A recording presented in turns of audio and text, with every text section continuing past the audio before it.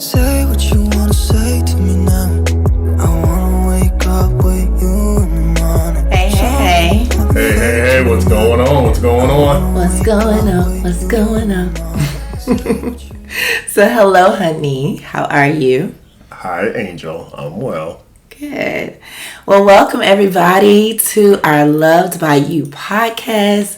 We are so excited to get into what we're going to talk about today. And so, welcome.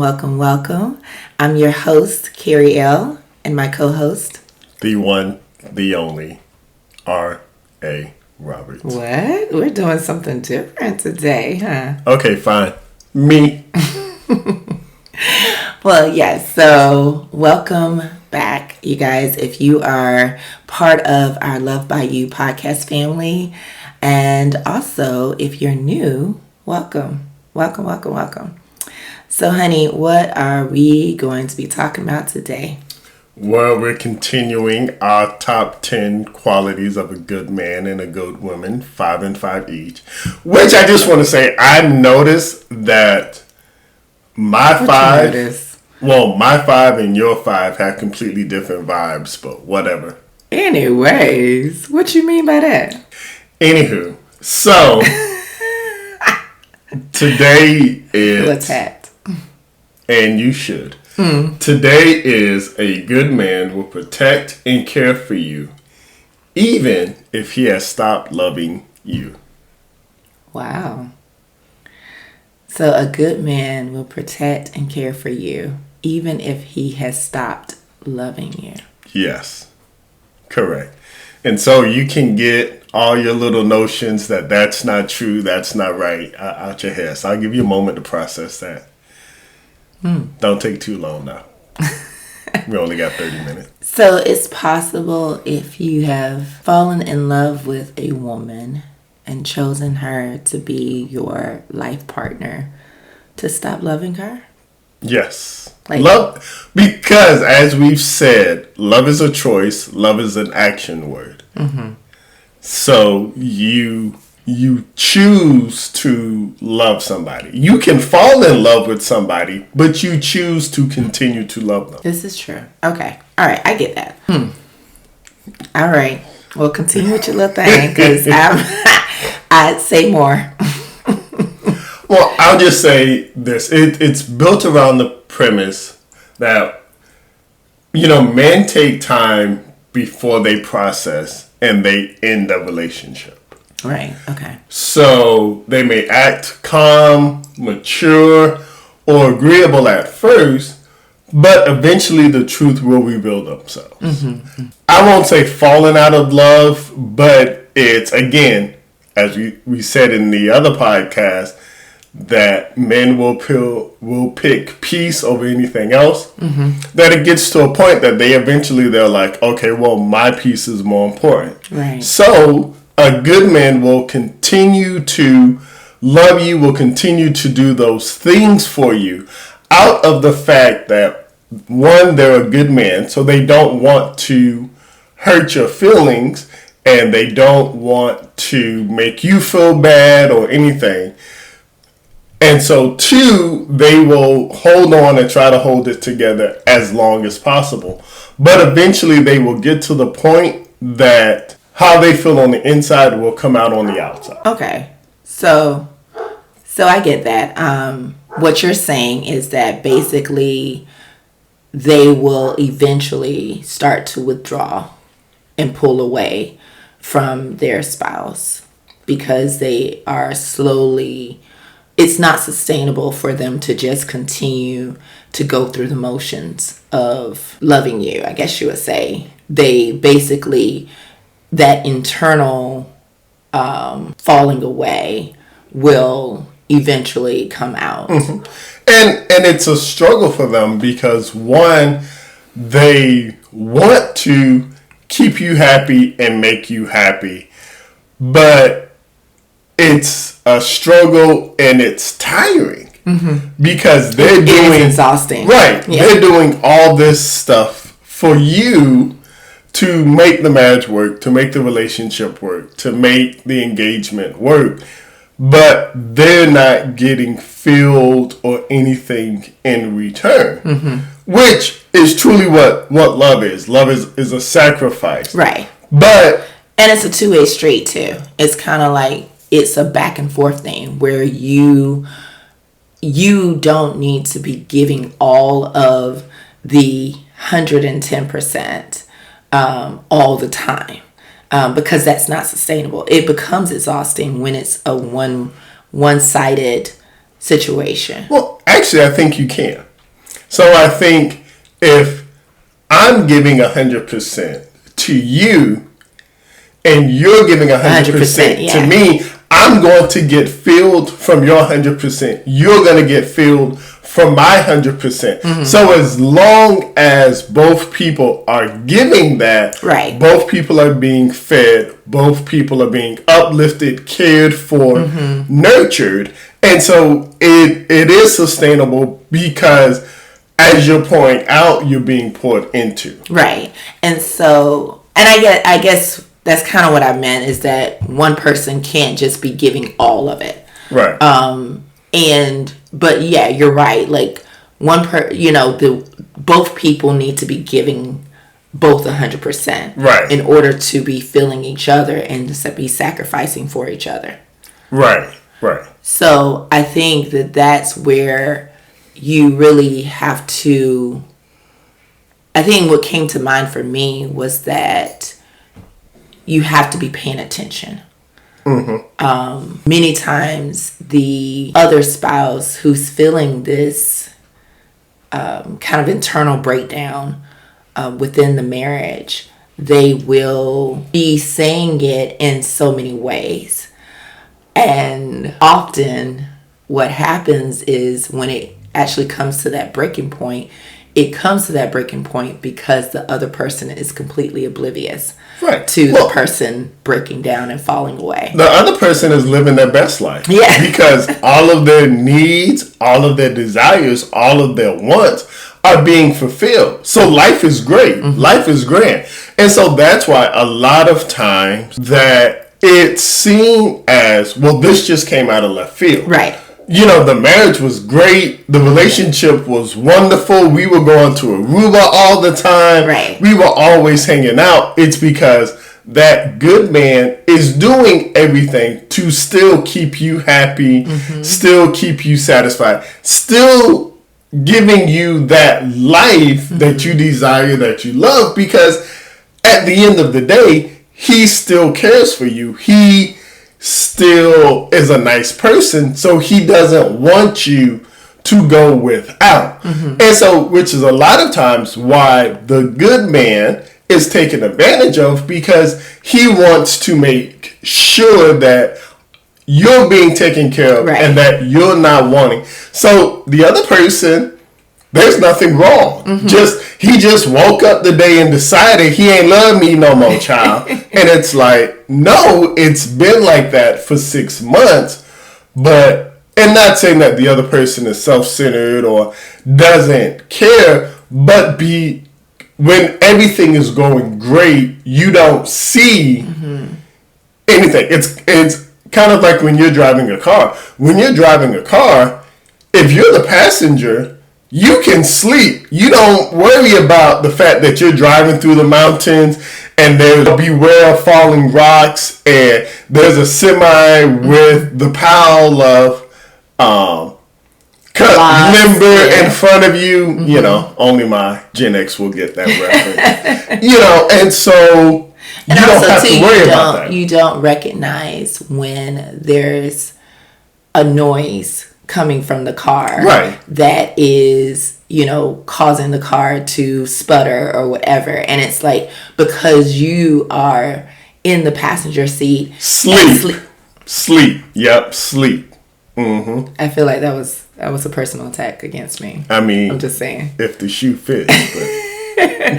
But no, like I think too, the overarching theme, and I think this is something that we'll probably be talking about throughout, is that it's a partnership in every aspect of the word. Like, you both have to continue to choose to love each other, and also continue to sustain the love, like to continue the love, because it took both of you to start the love. And so it's going to be a continual partnership in sustaining the love. And I think what I mean by that is where you do check-ins, like the spouse that is sitting in the passenger seat, if you want to use that analogy. Passenger princess, as they call it. Yes, passenger princess, and, living her best life, to still check in, to still ask questions, to still, allow for your husband to be like vulnerable with you, and to listen, and also for the husband to be willing to do some type of external processing. I think most men are internal processors, and so a lot of the things that they go through and a lot of the things that they think about, they do it internally. Right. And also that makes you feel like you're by yourself with the problem. But I would also say, just as it's wrong for the good man to just be going through the motions, I think it's also wrong or inadequate for the other person to, when they're doing that check-in, just doing the check-in to say they've done it. Yeah. Again, if we're going to check off a box. Right. If we're going to use the traveling and the driving analogy, you turn over half in your sleep, still snuggled up under your blanket, being like, oh, do you want me to drive? When you still have, it's like, it would be nice, but you're in no condition to drive, and you really don't mean, oh, hey, do you want me to drive? You're just asking because, oh, well, I need to ask because, he's been driving. To be nice. Right. Yes. He's been driving the past 100 miles by himself, so I need to ask. It's the same thing. Oh, well, the good man has been driving this marriage, driving this relationship for the past 10 years. So I guess I need to check in and see if he's doing good. I heard on some podcast. And so I'm going to just check. Oh, you good today? Oh, okay. And it's like, no, you really need to sit down time and be intentional. Like, this is the whole point of why we're having this time, is to check in, not just as we're walking out the door to go to work. Okay, well, you good, right? Oh, okay, well, I got to go to work today. Like, no, be intentional about it and actually take the time. And I think, too, it gets to a point where you are very nonchalant about that when other things in life are going on. Right. It becomes something that's on the back burner and not a priority. And I think that when we're talking about intentionality, your spouse needs to be priority. Like, next to God, or after God, they should be your number one. And I think a lot of times when we have other things going on with the kids, with the job, with whatever, we often put our spouse on number 4 or 5. And so if you are intentional about making them a priority, you will be willing to sit down and say, no, let's literally have a check-in. Let's talk about, what's the issues, what's bothering you, what's not bothering you, what's going good. Like, a check-in doesn't necessarily have to be a negative thing. Right. It can be, hey, so I really liked when you did X, Y, and Z. Can you do more of that? Or, when you said X, Y, and Z, it really made me feel, special. Or even the check-in could be, hey, I realize you don't do this anymore. Or you don't feel this way anymore. Okay, let's dissect that. Like, why don't you feel that way anymore? Why don't you do that thing anymore? And so you can understand why. It could be, oh, well, I used to bring you coffee every morning, but, hey, I found out that coffee can lead to hypertension or whatever, and so because I care for you and I want you to live a long, healthy life, I'm not going to bring you coffee in the morning anymore. Right. But you over there mad because now he ain't bring me my coffee this morning. He know I need a coffee, so now I got to stop and I got to stop at Starbucks, buy me some coffee. That's going to add 5 minutes to my day. Mm-hmm. See, he don't care about me. He don't want, and it's like, no, truly, he does care about you more than just your time. He's looking at your longevity, your life. But this also goes back to listening to understand versus listening to respond or react. When you are wondering why your spouse stopped doing a certain thing that you might have liked, instead of getting mad and up in your panties in a wad, so to speak, ask questions. Like, when you don't understand or when you have questions, ask. Like, well, I noticed that you stopped doing X, Y, and Z. And then you can get the explanation. But on the flip side of that too, I think that the spouse, once again, needs to also be able to articulate that to the person and not just stop cold turkey doing something. Because if I'm expecting my coffee every morning and then all of a sudden you stop, like, I'm wondering why. But many times we're silent, we don't say anything, and the other person is silent as well, and so you're both assuming, and many times we assume the wrong things. So, and I just like to point out, a lot of my points have come from an article in marriage.com, which is funny. The title of the article was "When Guys Start to Miss You After a Breakup, 21 Signs to Know," which was recently updated. But the thing is, as a guy reading it, I see the signs that are the exact opposite of what they're trying to say, but anywho, that's where a lot of my points came from. And I guess just to say that another point is because I think there's still some people that haven't wrapped their mind around how this could happen. I would say for the good guy, the end of a relationship doesn't necessarily mean the end of a friendship. So that's why the guy can stop loving you, but still do those nice intentional things for you. Because a lot of times, if you were friends before the relationship, before the marriage, there was a reason that you all were friends. You had similar interests. You enjoyed each other's company. right. Whatever. And so he's like, okay, well, I can't be in a relationship, in a marriage with this person, but we can still be good friends. And I think that comes in a lot of times when you have like co-parenting situations and they say, oh yeah, no, we couldn't stand being married to each other, but we're still friends. We're still great because that good guy still sees that, hey, they're still a good cool person. person. I just can't be in love with them. I can't be in a relationship with them. So that's why he can still take you to work. That's why he can still work on your car. That's why he can still come over and cut your grass and help you with stuff because he's a good guy and he's like, well, we can still be friends. Again, the caution is, whereas for the good guys listening, that this is where you can be taken advantage of because you're not in a relationship internally with yourself with this person. So you kind of feel obligated to do these things for them.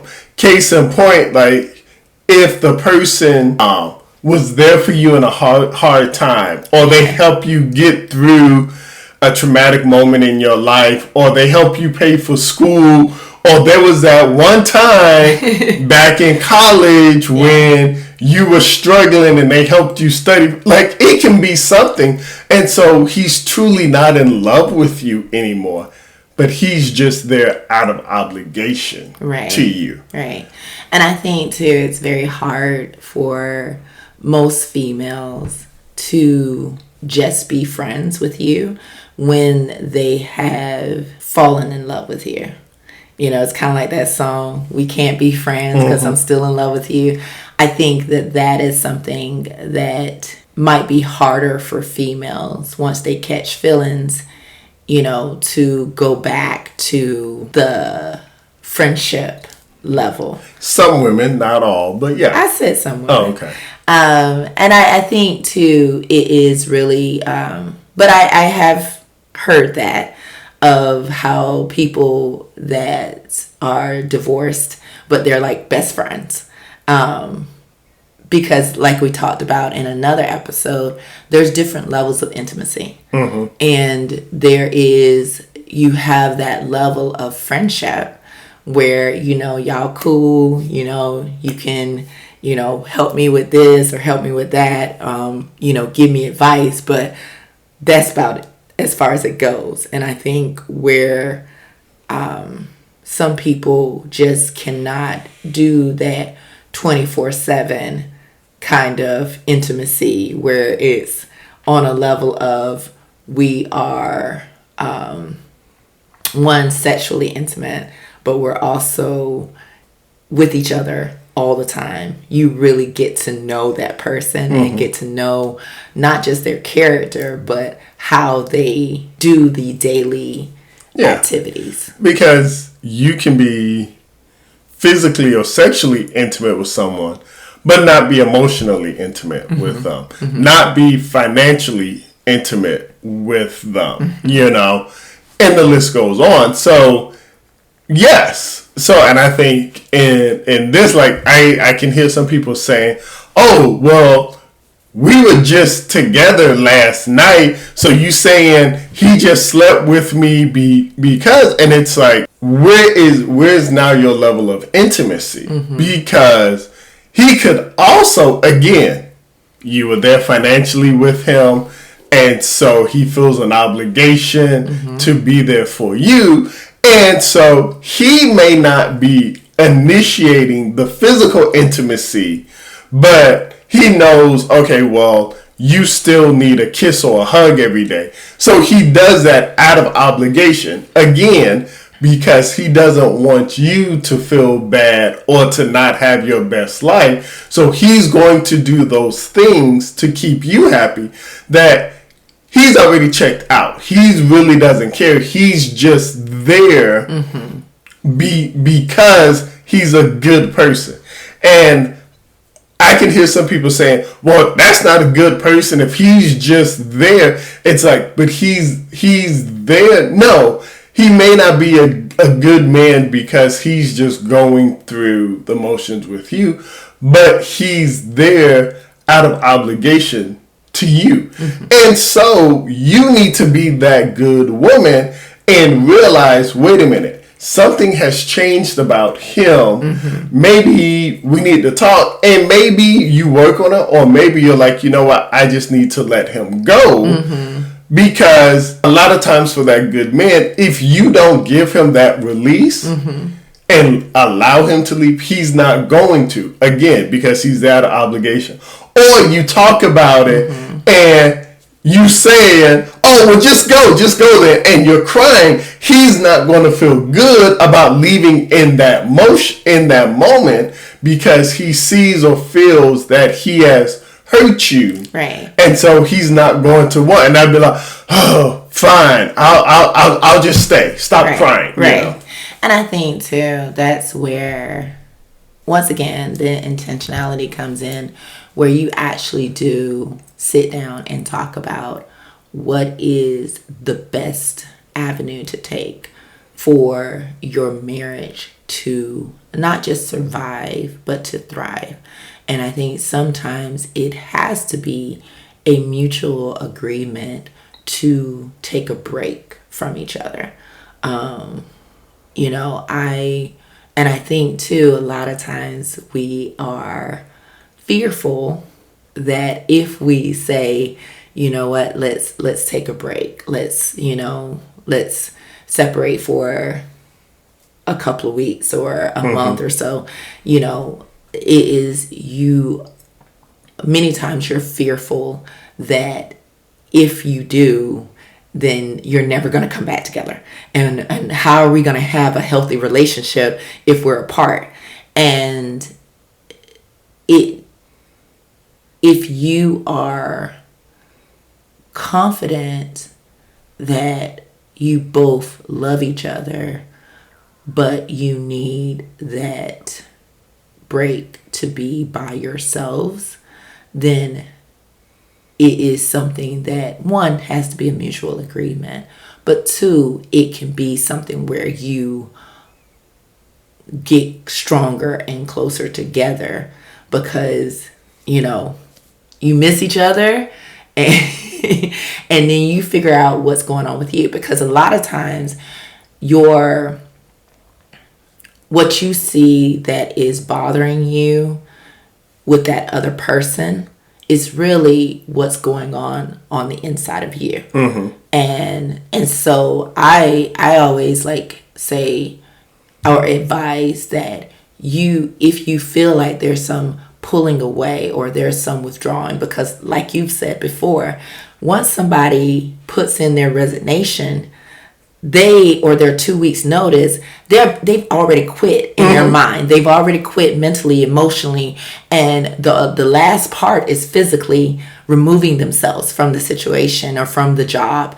And so I think that's the same thing with marriage, is that if you are not expressing this withdrawal or this breakaway with your spouse before it gets to that breaking point, you have already quit the marriage. You're just going through the motions, and that's not a healthy marriage, and that's also not sustainable. And so I think that those intentional check-ins, those sit downs, those let's talk about what is really the best avenue for us to take in order for this marriage to be healthy, in order for this marriage to be strong, in order for this marriage to thrive. And sometimes that means taking a break from each other. Sometimes that means we're under each other's armpit all the time, and I am just tired. I need a break. I need some kind of relief. Right. And that break doesn't mean, oh, well, we gonna live in separate apartments, but I'ma still call every day. I'ma still swing by and check in every day. I'm gonna be like, hey, so I cooked dinner, you wanna come over? Like, that's not really a break, because like you said, if the other person is always up under you, you're not really giving them a chance. And sometimes it could be, you know what? That separation, that time apart makes them realize, yeah, no, I don't like this. Exactly. And also to during that time, if you do decide to have a relief from each other, a break from each other, during that time, do some personal work. During that time, don't just be like, oh, okay, well, I'm just gonna be by myself and I'm gonna go out, I'm gonna do this thing, I'm gonna be partying, all this other stuff. Like, no, this is a time for you to really do some personal work. Go to a counselor, have some individual sessions, meet once a month or something, and have a marriage counselor that you go see together. Those kind of things. This is not a time for you to just, go butt wild and do your thing like you're a single person. Like, you're still married. It's just that you need that break to figure out what is the way that you can be the best spouse that you can be. Yeah. I mean, and no, I'm not condoning that they go out there and just live it up. But you know what? That may be the time that they realize, you know what? I ain't got time for this. You know what? They crazy. You know what? She know how to make my coffee without me even telling her. Kind of like a guy when they go to a barber and they just sit in the chair, and you don't have to tell the barber how you want your haircut. I don't know if you understand that, but it's something about just sitting down in the chair and the barber just starts cutting your hair, and you don't even know. I was just talking about yesterday how I came to the conclusion that I'm probably not going to find a beautician that is like my beautician in my old town, that is always on time, that does my silk press just the way I like it, doesn't, isn't scissor happy, just is beautiful and just loves, like, I'm like, you know what? I'm probably not going to find that. I probably need to drive 2 hours every 3 months to go see her. But yeah, I do understand that. And one of the things too is that, like I've said before in another episode, absence makes the heart grow fonder. And it really is true that when you truly have a beautiful, healthy marriage where you have gotten to know each other, you know each other's language, you understand how to fix your coffee, so to speak, like without having to tell you, what that person is saying across the room in a crowded room or whatever. It becomes where that person truly becomes one with you.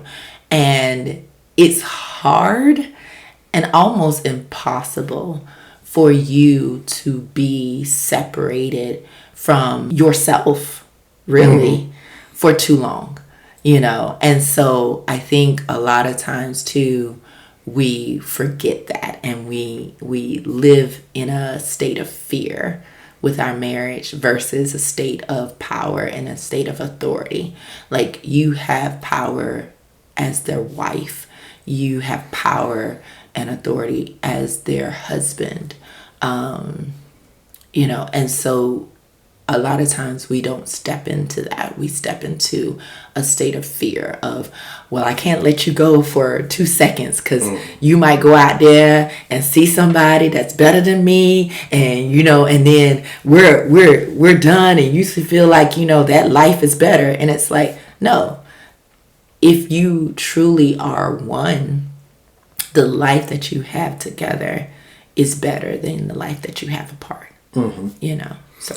And I will also say is that if he comes to you and he voices his concerns or frustration or how he's feeling, don't just be like, oh, well, he just needs sex, he'll be all right.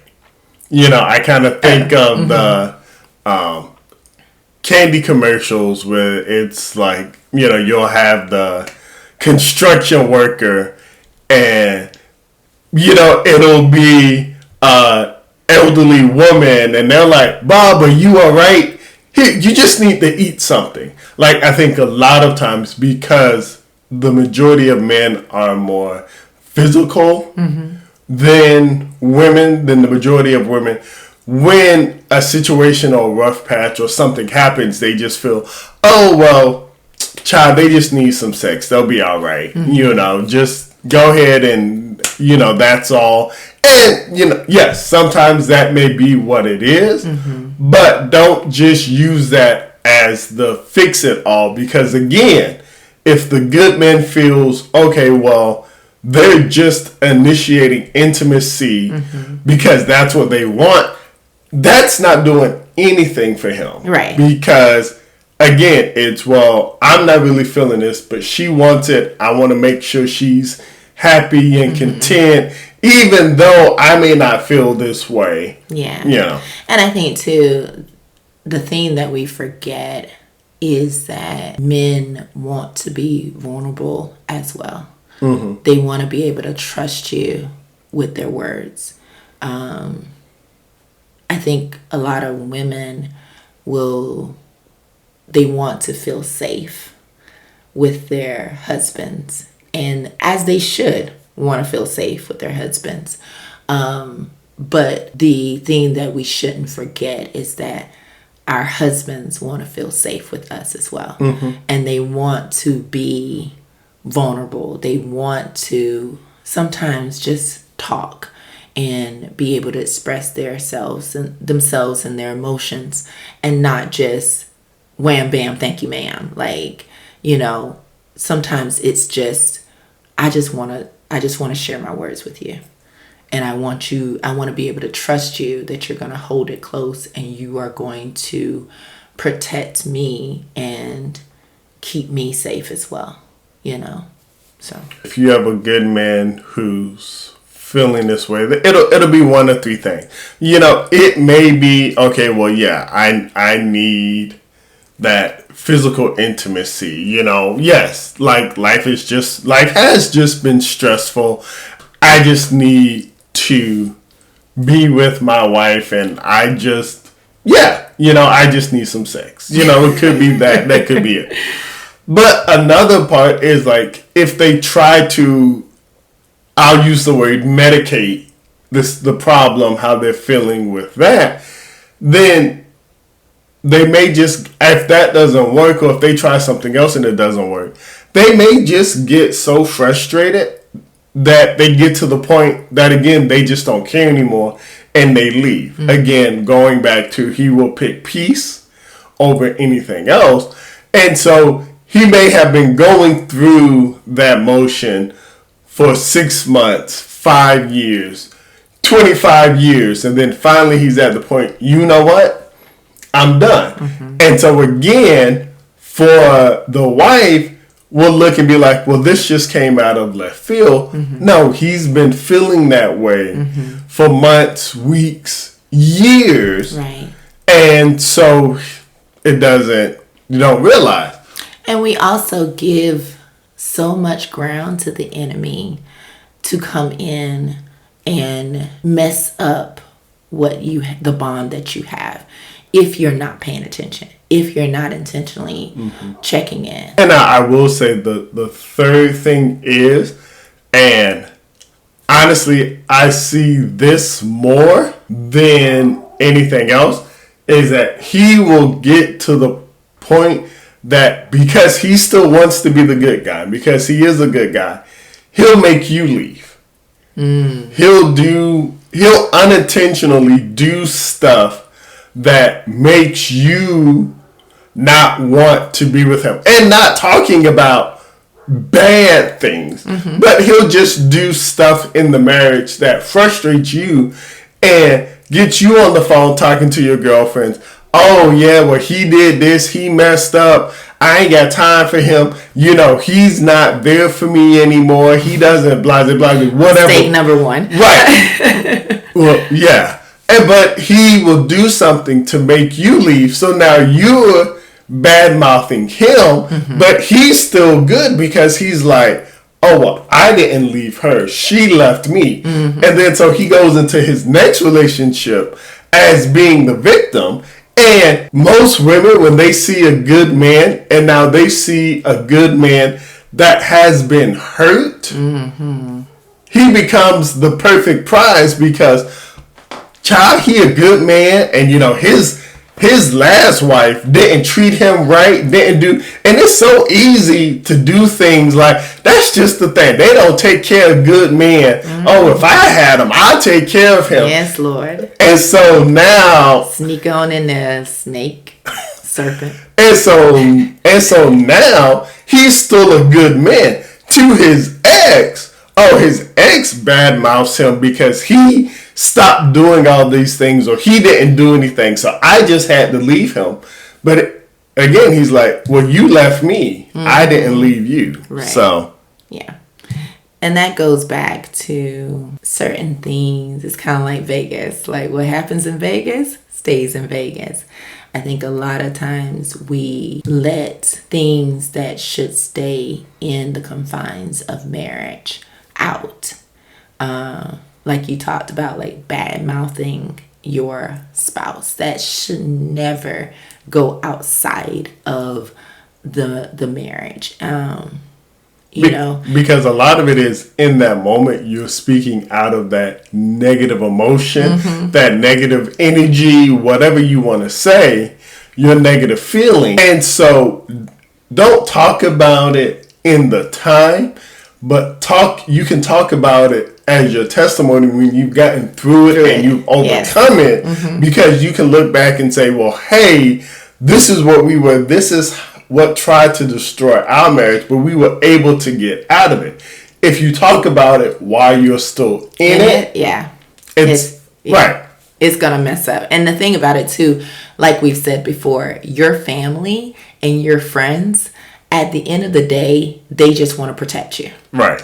And so if you're talking out of a state of negative emotion about your spouse, it really causes the other person to look at your spouse in a negative way, when ultimately you know that this is temporary. This spat or this rough patch is temporary. And but they are going to develop a permanent disdain against your spouse if you talk to them. And so I think that that's where it comes, where it's so important for you to truly speak to a professional if you need to, that does not have a bone in the fight, does not know you guys, and can have a different perspective.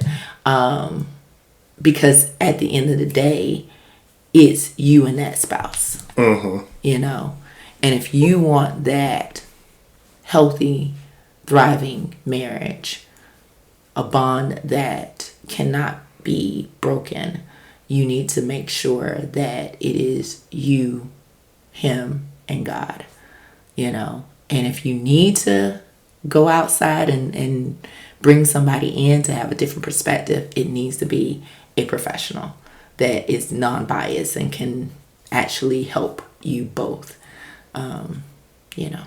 So, yeah. So, we'll continue this 10 things of a good man and a good woman. I guess next week it'll be our second point of a good woman, and we'll see where it goes to see if they're truly in a different light. Oh gosh, the shade. But anyways, so you guys, please make sure that if you have any questions, any comments, agree, disagree with us, whatever, put it in the comments. Make sure you follow us and subscribe to our Love by You podcast and become part of our podcast family. But honey, I am so thankful to be loved by you. And I'm thankful to be loved by you. And we're thankful